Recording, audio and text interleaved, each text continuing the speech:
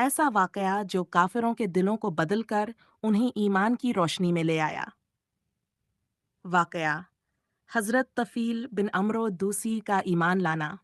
ایک دن حضرت طفیل بن عمرو، جو اپنے قبیلے کے سردار اور ایک بڑے شاعر تھے، مکہ مکرمہ آئے۔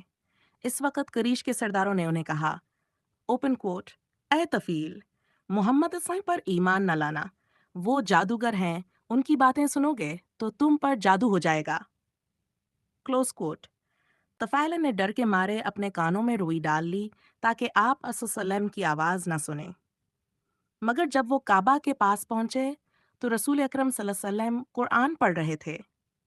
لفظوں میں ایسی نورانیت اور کشش تھی کہ طفیل کے دل نے کہا، اوپن کوٹ، میں ایک عقل مند آدمی ہوں، کیوں نہ سنوں کہ وہ کیا کہتے ہیں۔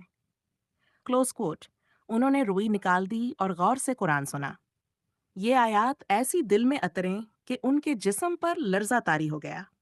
وہ فوراً آپ صلی اللہ علیہ وسلم کے پیچھے گئے اور عرض کیا، اوپن کوٹ، اے محمد صلی اللہ علیہ وسلم، آپ کا کلام انسان کا کلام نہیں لگتا، مجھے اسلام سکھا دیجئے۔ کلوز کوٹ۔